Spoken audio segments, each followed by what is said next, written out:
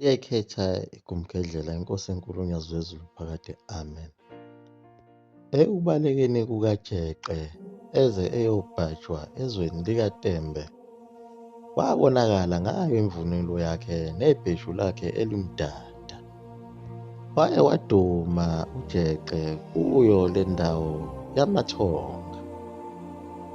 Phela uTembe lona uyinkosi futhi uyinzala bantu yawo amathonga.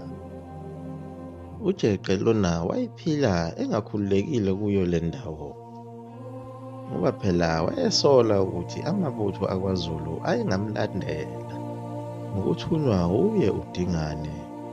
Futhi uJeqe lona wayesezwile ngolaka lukaDingane nokubulala kwakhe bonke abantu ababengabahlobo beLembe. Wayazi kahle kamhlophe ukuthi naye wayengeke aze asinde kulolu langa lukambombosho Omnyama. UJeqe wakaButhelezi waqhubeka wahlala kule ndawo yamathonga esehleli ngokunethezeka. Usebone nentombi khona lapha esigodini esizweni sawo amathonga lawa. Phela izintombi zazizifela ngomuntu osuka kwaZulu, zikhangwa nawubuhle bemvunulo yakhe nobuqhawe. Kanti phela uJeqe lona namakhambi laba wayephiwe, okusho ukuthi wayegeza.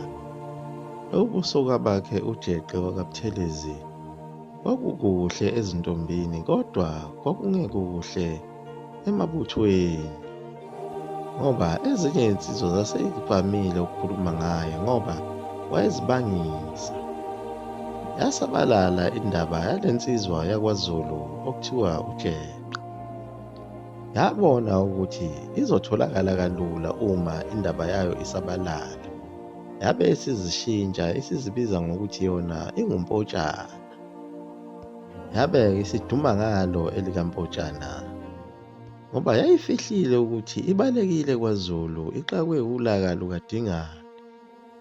Nobusoka bakhe uJeqe lokhu kwamfaka enkingeni, ngoba phela intombi lena ayeyiqomisa intombi eyayikade ifunwa umntanenkosi wakwaTembe. Izimpimpi zenkosi zayitshela inkosi umntanenkosi ukuba le ntombi lena oyifunayo unensizwa yakwaZulu ekhona lapha endaweni eyiqomisayo le ntombi. Umntanenkosi lona wakwaTembe waphatheka kabi ngale ndaba, wathukuthela wathelwa ngamanzi. Wabe sefuna ukuthi isokwagoqa nyawo le ndoda. Nangempela ibutho layihlasela lensizwa okuthiwa nguJeqe, layihlanganyela phela kwakuyingwazi. Bayigwaza bayishiya bethi ifile, beyishiya lapho emahlathini ababeyitshela ukuthi bayibulele khona. Kanti kusele umndondo yayatholwa enye insizwa enayo eyayiyinyanga okwakuthiwa ngugala Mpisi. UGala Mpisi wayehlala emgedeni ezingela ngezimpisi. Iyona yalekelela lensizwa okuthiwa uJeqe ukuthi ayelaphe. Wayelapha lensizwa yaze yalulama. Yathokoza kakhulu intombi mayisibona uJeqe eseluleme. Kepha uJeqe wabona ukuthi ukuqhubeka kwakhe nokuhlala kule ndawo akuphephile. Waye wabe sefuduka, wahamba nayo intombi yakhe lena elibangise kwelamaswazi. Wafika eSwazini wamukeleka kahle, engena ngazo iziphiwo zakhe lezi zamakhambi. Ufika lapha esizweni samaswazi njena kunenkinga lapha ebukhosini okuba kuyagulwa. Kunosifo sohudo esiza kabi esesibulele abantu. uJeqe lona waqhamuka ngako ukwelapha lesi sifo. Inkosi yabe siyamkhonza kakhulu. Kulapho-ke azitholela khona ukuba abe isakhamuzi sakulo lelizwe. Wahlala wanethezeka uJeqe. Kanti kuzohamba isikhathi lesi sifo sohudo sihambe sigcwale umhlaba. size siyofika khona kwaZulu. Saqala lesi sifo sajuqa abantu kwaZulu, kanti bazozwa kwaZulu ukuthi kukhona inyanga ekhonjwa ngapha eSwazini okuthiwa ingumelaphi, iyasilapha lesi sifo sobhudo.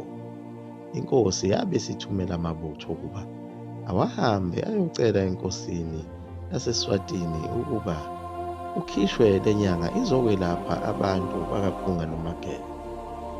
Nebala aphuma amabutho ayayofika kulo elaseSwazini eyofuna le nyanga.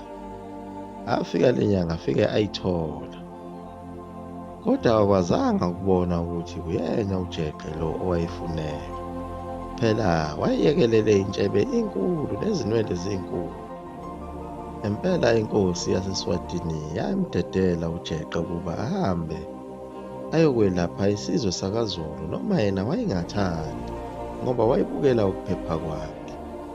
Ekufikeni kwakhe kwaZulu abazange bebone ukuthi nguye Ujeqe Omnyama Onjenge Mpisi lona obefuneka, njengoba wayesewugalagala lo nyaka.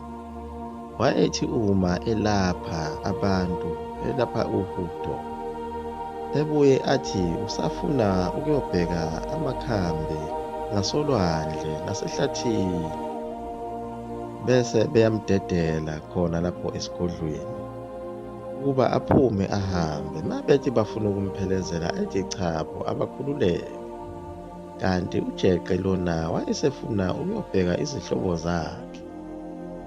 Nangempela wayehamba egudla emahlathini eyofuna amakhambi, ebese ehamba eyobheka izihlobo zakhe. Nazo zazingaboni ukuthi uyena Ujeqe lona, kodwa wayethi mayichaza indaba yagcina isizwakele. Wabesesho ukuthi ifihliwe le ndaba ngoba uma ingaziwa umbhomboshi omnyama uDingane phela uyoba ngofileyo. Wabuyela esigodlweni waqhubeka nomsebenzi wakhe wokwelapha isifo sohudo. Wathi lapho eseqedile ukulapha isizwe, isilo uDingane samxoshisa ngezinkomo, sasesimpherezelisa ngamabutho ukuba ayombuyisele lapha amthathe khona. Wahamba kanjalo Ujeqe esephethe izinkomo eziningi ayexoshiswe ngazo inkosi uDingane. Kodwa ngokuhamba kwesikhathi yezwa inkosi ukuthi lo melaphi okade elana uyena Ujeqe Omnyama Onjenge Mpisi obefunakala. Ezwa ngazo izinhloli lezi ukuba uhambile waze wayobheka ngisho izihlobo zakhe. Asazi ukuthi kulezo hlobo zakhe Ujeqe Omnyama zenziwa njani, kodwa ukufa kwakuyifanele ngoba phela umbhomboshi omnyama lona kwakuyidwala elibushelelezi, wayibulala kakhulu. Waye wajuba amabutho ukuthi awahambe amlandela Ujeqe abuye naye eze lapha. Ahamba amabutho aze ayofika khona eSwazini. Athi mayifika ethi afuna Ujeqe Omnyama Onjenge Mpisi, amaswazi anqaba benenkosi yakhona. Kwacaca ukuthi sekuyimpi, sekufanele ukuthi bahlasela isizwe samaswazi. Kodwa bayibona ingozi ukuthi ayizobabulala kalula ngeyamaswazi. Kanti nawo umyalelo kaDingane wayengashongo ukuthi abayohlasela isizwe. Wayethe abalande Ujeqe kuphela. Inkosi yamaswati yamvikela Ujeqe lona.